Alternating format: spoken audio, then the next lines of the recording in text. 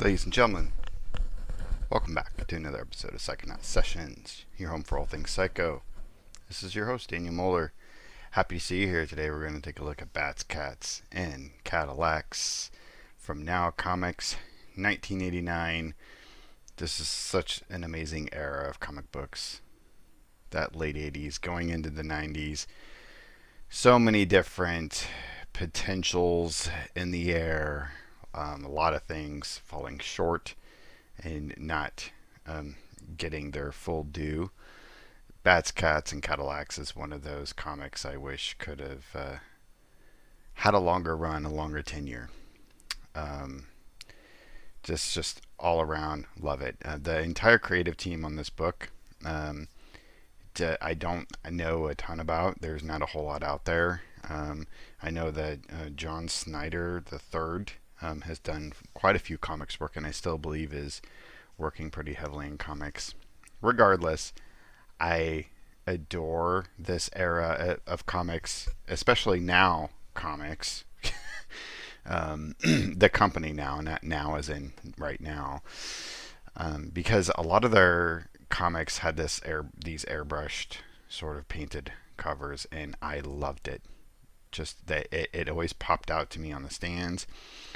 It still appeals to me to this day, and this one has a whole level of abstraction to it that I couldn't quite put my finger on whenever I first saw it, but I love it. It's got the same kind of color palette, neon color palette as my logo for the Psychonaut Sessions, which I of course like. So this is great. We've got this sort of anamorph sort of montage here, and of course we have the logo of an icon form of Bats, Cats, and CADILLACS, but what's that? I don't understand. So I guess we'll see. But anyway, a very interesting concept and premise. It's just an all-around fun book. I do love the logo as well, although it seems to, and I think this is what's charming about it, but it seems to not really blend in with the cover and the material. Let me back that up. It does blend in with the material a little bit, but this cover is just so interesting. You'd think this would be kind of a dark thing, and it's got some dark tones. But let's just jump in. Sorry, we do got to look at this quirk ad real quick from Acclaim, because I realized as soon as I opened this recently in my acquisition of this comic, which I did not know about this comic when I was young. I think one of the characters I created when I was young was based solely off of this, now that I think of it. But whatever. Nintendo, Acclaim, you don't need to remember Quirk. Nobody remembers Quirk. Anyway, so we have this fellow here. Oh, by the way, John Snyder III did the cover, and we have a Diane Perron, who did the story, and Hannibal King, who did the pencils, Mike Gustovich, the inks, colors by Cool Cats. So it was a color shop. I loved the coloring on Now Comics as well. I know it probably isn't very sophisticated to the normal artistic eye, but it itself had this almost airbrushed quality, or this muted quality I really like, and it's the same color palette as Vegas Nights, which is one of my most favorite comics of all time. Itself also having a painted cover. You can check out that video on my YouTube channel of my review there. Diane Perron did a lot of work for Now, as well as writing for Speed Racer, Green Hornet. Now typically did a lot of licensed properties, like I mentioned, Speed Racer, Astro Boy, Terminator was another book of Now that I really enjoyed, and this is one of their original works. So go Diane, love it. And Hannibal King, he continues to do work to this day. I believe he's even done some work for Magic the Gathering. Guy here in a high-rise apartment. He's like your typical New York, urbanite. Just he can't sleep, so trying to figure out how to get to sleep, and he's taking a look and spying on his neighbors who are in the middle of an argument. Two fellows living together, arguing about borrowing each other's clothes, ra-ta-ta, and they begin to morph. One morphs into a cat, the other a rodent. And of course, the fellow from the very beginning is just, what is going on? And start chasing and attacking each other. Very interesting choices in the artwork, I think. Sorry, I think I just hit the mic.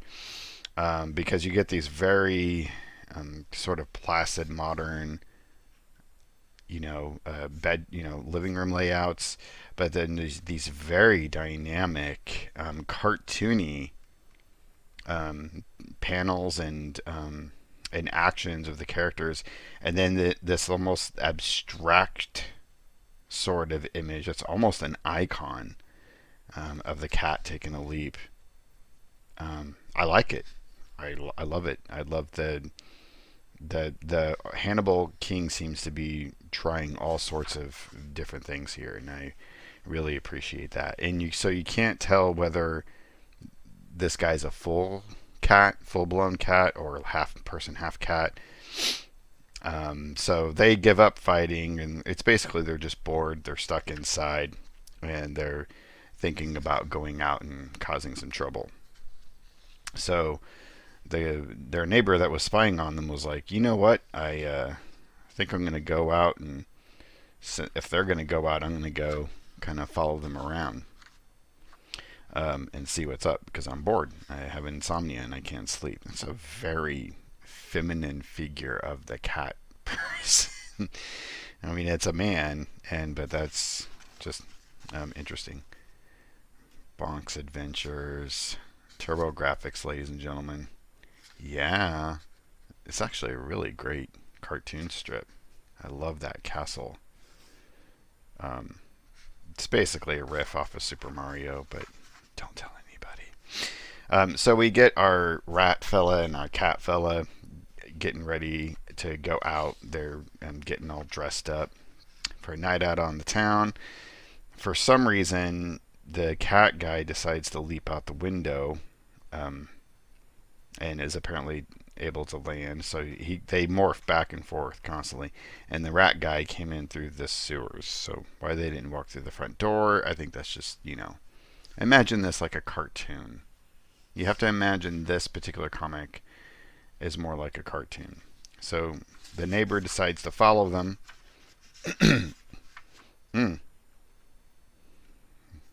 The child labor of the 80s. There we go.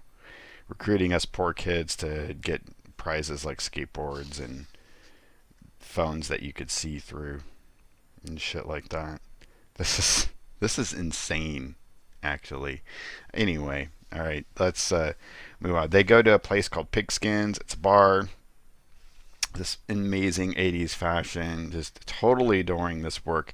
And now we're getting this like very retro feel with the artwork. Loving it. So they're going in, they're wanting to cause trouble. I don't understand what's happening here, although I think it's just a chandelier or some kind of lighting fixture of a football, Pigskins football. So anyway, they're kind of causing trouble with the stewardess by, 1 minute morphing into the animal figures in front of her, freaking her out. And then when she goes to go tell her boss, they morph back and they're like, what? So just fun, cute. I love the airbrushed backgrounds. Nothing major or serious happening. They're just trying to be like little tricksters. They're not trying to hurt anybody. And then, of course, and sitting there in the bar that notices them morphing is we have this girl who is dressed in a cloak with a giant collar, so you can imagine, yes, she's a vampire. So a vampire dressed up like a goth with a cloak and heels and everything is sitting inside of a football bar. Go figure. I guess they did that in the 80s. Doesn't stand out at all. So she decides to go and make their acquaintance and become friends with them. She's, of course, drinking blood, out of a flask instead of, wine or beer or whatever. So they're kind of getting to know each other. Our rat friend and cat friend are kind of crass, but whatever. big explosion happens. Or a little one. And apparently 3 guys blow an entire hole in the wall of this place. Trench coated dudes who are all talking like, going to take you to the boss sort of thing, like they from downtown New York. And they are vampires, so they're apparently going after the girl vampire, and there's a history there of some sort. So they go, and they're going to start causing some trouble. She's like, I'm not going with you. He's like, you got to come back and talk to the boss. And so she decides, she decides, okay, whatever, I'll go with you so I don't cause any trouble. And the rat guy actually decides, we can't let this happen. And the cat guy kind of follows suit, even though he doesn't originally want to. And this is when I really started to notice this. When he morphs into the rat, he's wearing nothing, but he still has socks and shoes, and his glasses. But of course, when the cat morphs, he's just a pure cat. Like, I don't know what that decision is about, but it's odd. So anyway, big bar fight ensues. Tons of fun. Everybody's going after each other. A lot of fun, cartoony antics, especially with the rat fellow. And of course, the neighbor is there watching this whole thing. The rat gets thrown off and takes the beer out of the hand of the neighbor as he flies by. He's like, hey, don't I know you? So of course they were neighbors. They've passed each other in the hall. So on and so forth. This is pure 80s cartoon actiony fun. The neighbor actually tries to help out at some point. Hey, let him go. Hurts his hand because he punches a vampire. So, almost breaks his hand. And so the vampire lady comes to the rescue of the neighbor. So they all become friends. Right? And here we see they actually end up getting arrested, which doesn't really show that. It just kind of tells it, because apparently, hey, cops are coming. But they ended up all getting arrested, and the vampire lady's like a bat hanging upside down like a bat. So there's the bats, cats, and CADILLACS. Well, we don't know about the CADILLACS yet. And this is where they kind of get to know each other. They get out of jail, and very interesting montage here. So he decides to take a cab home, the neighbor, and the vampire bat gal decides to take the other, the rat and the cat dude home, and they all transmorph, and she flies them home. Really interesting, kind of cool imagery here. The whole cityscape.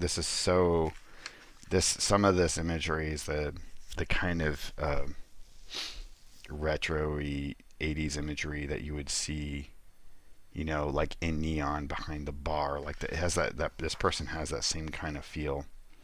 So they arrive at home. They're bored. They stay the night with each other. She stays with them, of course.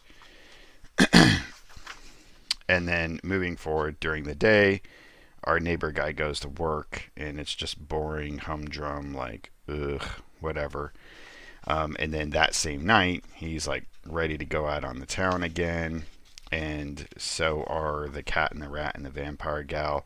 And so the neighbor guy knocks on their door and is like, hey, couldn't sleep. Let's go have some fun. And they jump in a Cadillac.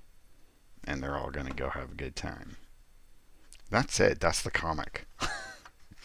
And there is a number 2, and it's on the way to the Psychonaut Sessions headquarters compound as we speak, and I cannot wait to dive into it. I wish this series would have been longer, because I could do with more of those fun, zany antics between a werecat, a were-rat, and a vampire and human in a Cadillac.